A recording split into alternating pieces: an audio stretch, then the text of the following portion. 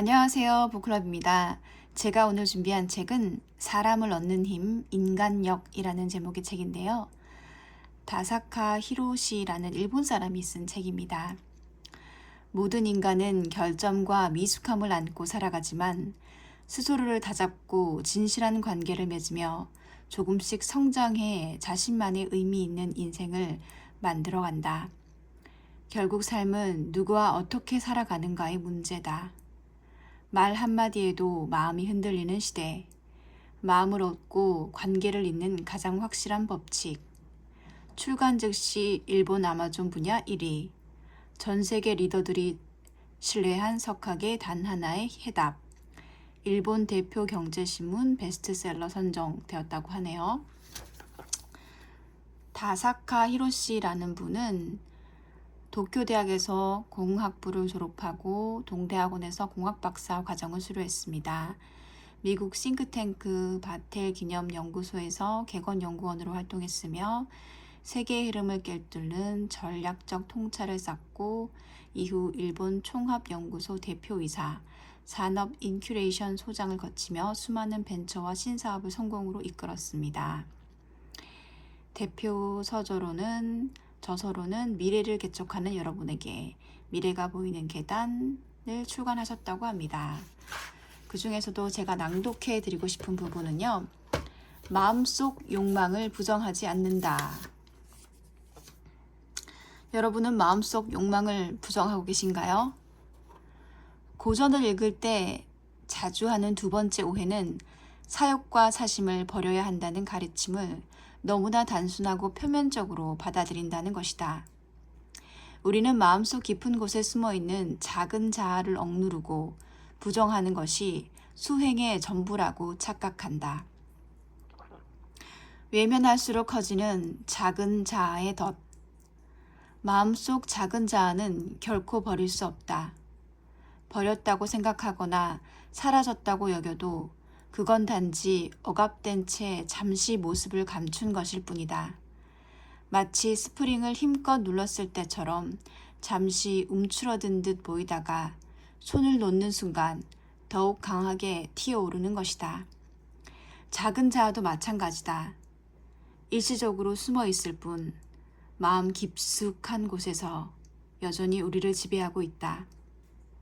예를 들어 동료가 나보다 먼저 승진했다고 가정해보자. 겉으로는 진심으로 축하의 말을 건네지만 어느 날 그 동료가 개인 사정으로 휴직했다는 소식을 듣고 왠지 모를 은근한 만족감이 밀려올 때가 있다.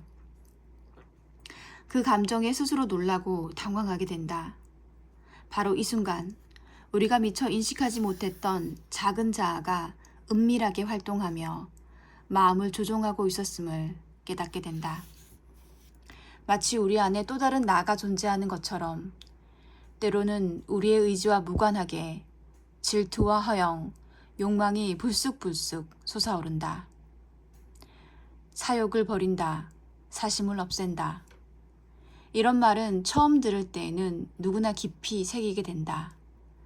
사욕과 사심에 흔들리지 않는 사람이 되고 싶어 진심으로 다짐하게 되기 때문이다.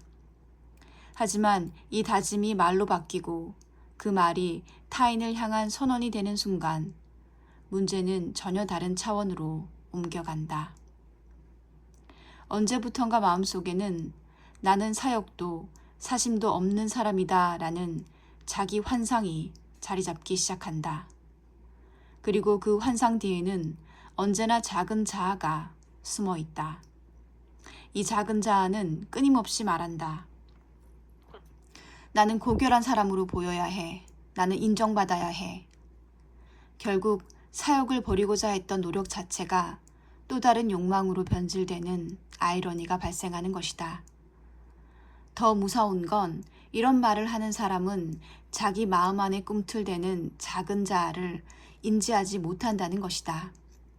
왜냐하면 우리의 마음속 작은 자아는 때때로 사욕을 이미 버린 사람이라는 가면을 쓰고 등장하기 때문이다.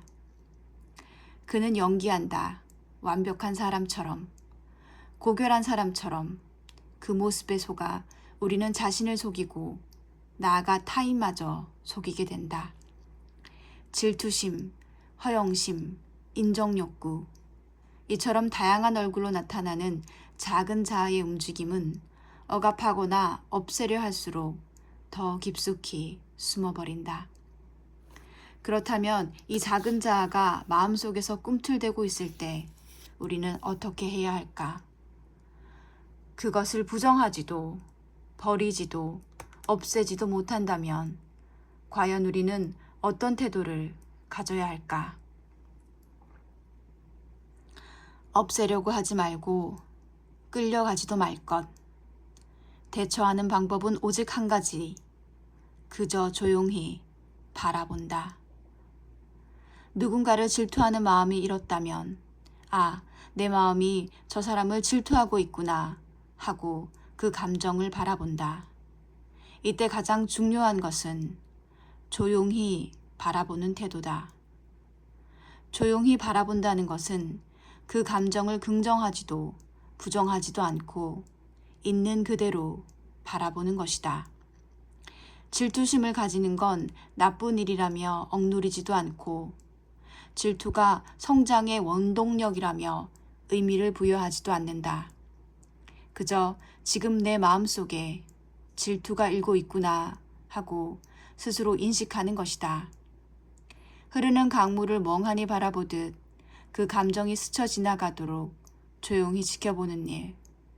그것이 바로 작은 자아의 속삭임에 끌려가지 않는 유일한 길이다.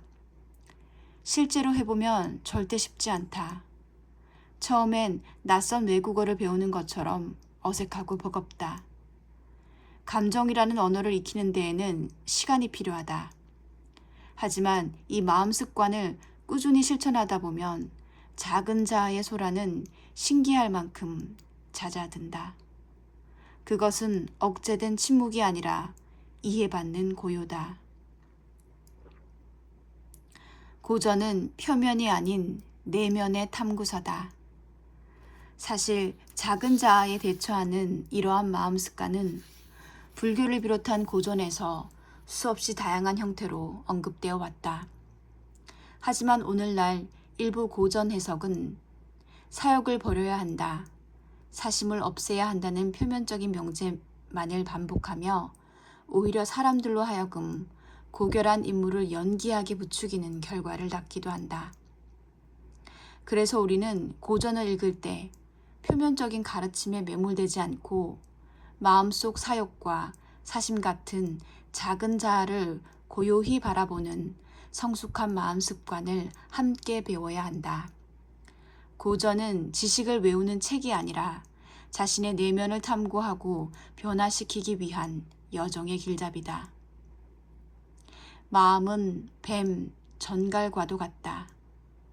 이 말은 단순히 마음이 위험하니 조심하라는 경고가 아니다. 오히려 고전을 통해 성장하려는 사람에게 전하는 경계의 목소리다. 나는 사욕을 버렸다고 말하는 순간 그 말의 그림자 속에 숨어 있는 자기 기만을 깨우치라는 잠언이다. 작은 자아는 뱀처럼 교묘하고 정갈처럼 은밀하게 독을 숨긴 채 우리를 지배하려 한다.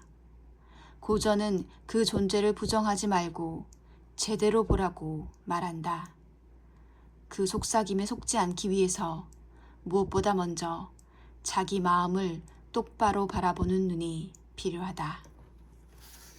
감사합니다. 지금까지 사람을 얻는 힘, 인간역 중에서 낭독해드렸습니다.